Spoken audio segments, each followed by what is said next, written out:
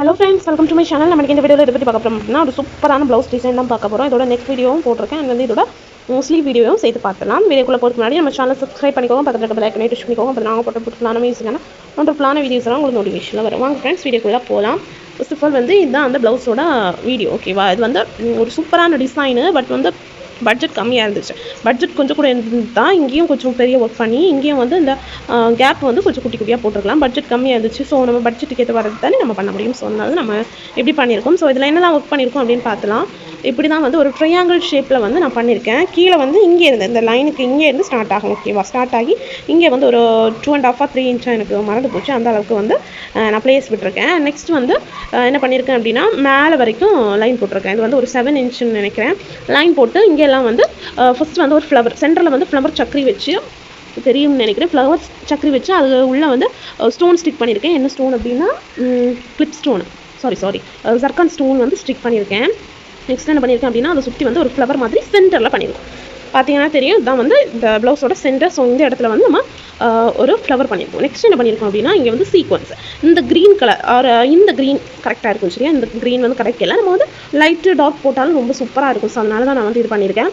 So இந்த green கலரில் sequence and light green கலரில் பீடு கிளாஸ் பீட் மாதிரி இருக்கும். ஸோ அந்த பீடும் வச்சு நடுவில் என்ன பண்ணியிருக்கோம்னா ஃப்ளவர் சக்கரியும் அதுக்கப்புறமா என்ன அப்படின்னா அந்த சர்க்கான் ஸ்டோன் ஸ்டிக் பண்ணி ஒரு ஃப்ளவர் மாதிரி சீக்வன்ஸ் ஃப்ளவர் பண்ணியிருக்கோம்ல அது மாதிரி பண்ணியிருக்கேன். நெக்ஸ்ட் இந்த சீக்வன்ஸ் ஃப்ளவரை நம்ம கொஞ்சம் டிஃப்ரெண்ட்டாக பண்ணியிருப்போம். இல்லைனா இந்த சீக்வன்ஸ் ஒரு பீடு அப்படி தான் வச்சு நம்ம பண்ணுவோம்.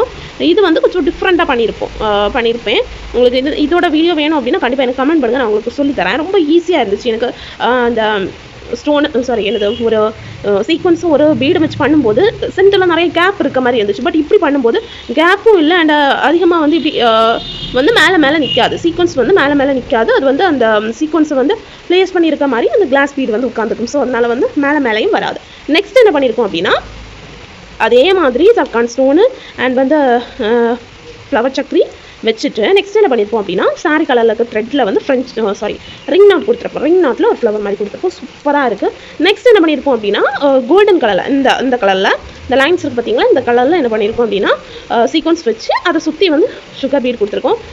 இதுவும் ஒரு சூப்பரான ஒரு ஃப்ளவர் மாதிரி வந்திருக்கும். இதே தான் மாற்றி இந்த சென்டரில் இருக்கிறத தவிர வேறு இந்த க்ரீன் சீக்வன்ஸ் ஃப்ளவரு நெக்ஸ்ட் இந்த க்ரீன் த்ரெட் வச்சு பண்ணுற flower ring not flower next அந்த என்ன கலர் கோல்டன் கலரில் பண்ணுற சீக்வன்ஸ் வச்சு பண்ணியிருக்கேன். இந்த ஃப்ளவர் தான் மாறி மாறி வரும். ஓகேவா? இப்படி பண்ணியிருக்கோம். ரெண்டு சைடுமே அப்படி தான் பண்ணியிருக்கோம். அண்ட் நெக்ஸ்ட் இங்கே என்ன ஒர்க் பண்ணியிருக்கோம் அப்படின்னா ஒரு tube bead small size tube bead and next கிளியராக தெரியுதான்னு தெரியல க்ரீன் கலர் இதில் என்ன யூஸ் பண்ணியிருக்கோம் தெரியுமா? அந்த கிளாஸ் பீடு தான். ஒரு கிளாஸ் பீடு ஒரு